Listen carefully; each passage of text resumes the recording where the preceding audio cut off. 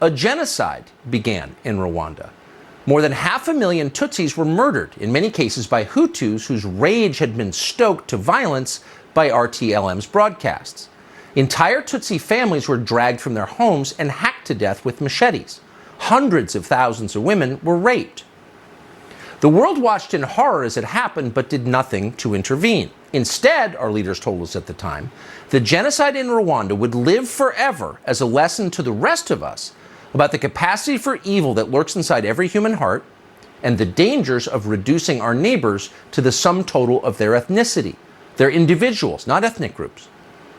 Bill Clinton gave an eloquent speech actually on the subject in Kigali back in 1998. Look it up and ask yourself, as you read it, if any Democratic Party official could today say those same words. It's hard to imagine, given what plays on a loop on that party's cable news arm, MSNBC. Have you watched MSNBC lately? Likely you haven't. Like the Tutsis, you're not the target audience, but you should tune in sometime. It's remarkable. Given that opposing racism is America's national religion, it may surprise you to learn that open race hate forms much of the substance of that channel's programming. And when we say race hate, we're not referring to the subtle coded variety. You want border security? You giving your kids piano lessons? You like Shakespeare? You believe in the SAT? You must be a racist. That's not what we're talking about.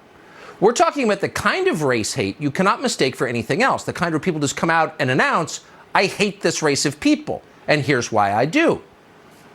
It's hard to believe that anything like that is happening right now on American television, but it is, out in the open. And the most amazing and the most creepy part of all is that no one is saying anything about it. It's all but ignored. And honestly, we had no idea it was going on either until we started getting texts from people. Are you watching this? Can you believe this? So we tuned in. Apparently on the left, what you're about to see is considered completely normal, even good. And that should worry you deeply. You don't want to live in Rwanda.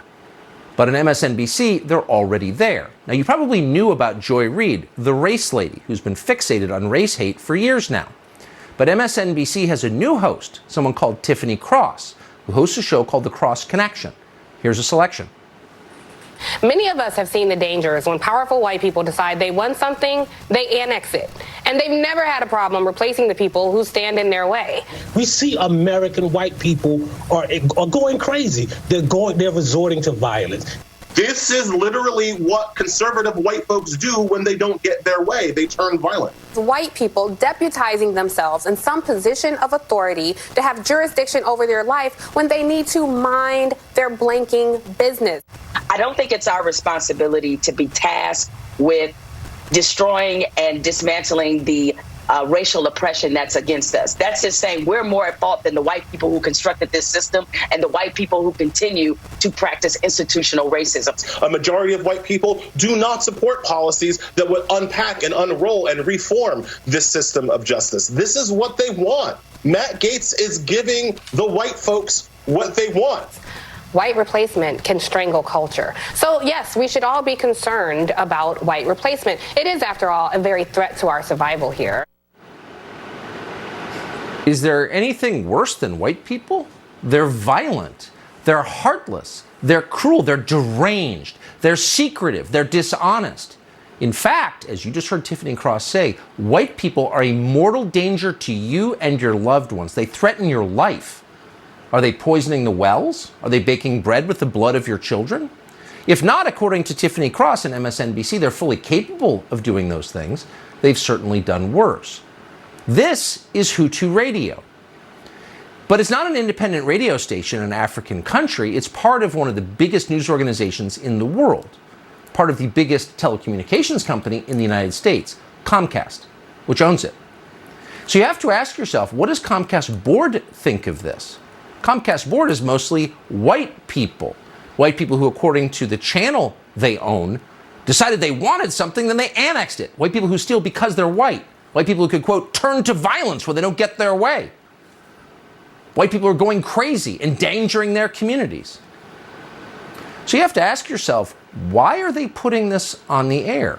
Why are they allowing this? This is not a policy debate. These are open attacks on people, on Americans, on the basis purely of their race. And that's just a selection. We could go on and on and on. Are they aware that this is happening? Perhaps they're not. We weren't, to be fair. But it is happening day after day after day after day. And at a certain point, you have to ask yourself, if it continues and nobody stops it, do they agree with it? Maybe they do. And just in case you think that we are taking Tiffany Cross out of context and pulling the worst quotes from a out of context segment to make her seem crazy and racist, here's more. Here's Tiffany Cross on MSNBC. Look, a lot of folks in that Capitol insurrection, some of these folks were white women. And I know we're talking a lot about Oath Keepers and Proud Boys, but I do think that some of the white women who have adopted this ideology, is America ready to face the fact that some of those folks look like people they have elevated and put on a pedestal of being untouchable? What do you say about this wing of white women who have been radicalized and are enablers to this very dangerous domestic terrorism movement that we've seen increase quite rapidly? So it's not just whites, it's white women. Their women are bad too. And women, of course, are the key to reproducing the white race, which is clearly a threat, as she says again and again, to you and your family. They're dangerous. They want to hurt you. Now, don't be fooled by the fact that Tiffany Cross can barely speak a coherent sentence. She was a communications major, apparently, according to the internet. That didn't work. But the gist of it is very, very clear. White women are dangerous because white people are dangerous. They are, by the nature of their DNA, potential domestic terrorists. Now, you could play the game, well, if any other group were spoken about this way, this would be shut down immediately. And of course, that's completely true. There's no other group in America you could talk about the way that Tiffany Cross and Joy Reid and other anchors on MSNBC talk about white people.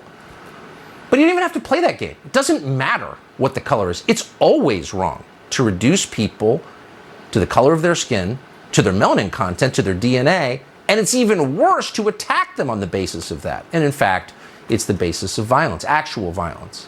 Actual violence. But Tiffany Cross can't be criticized because she's oppressed. That's the key. Watch that.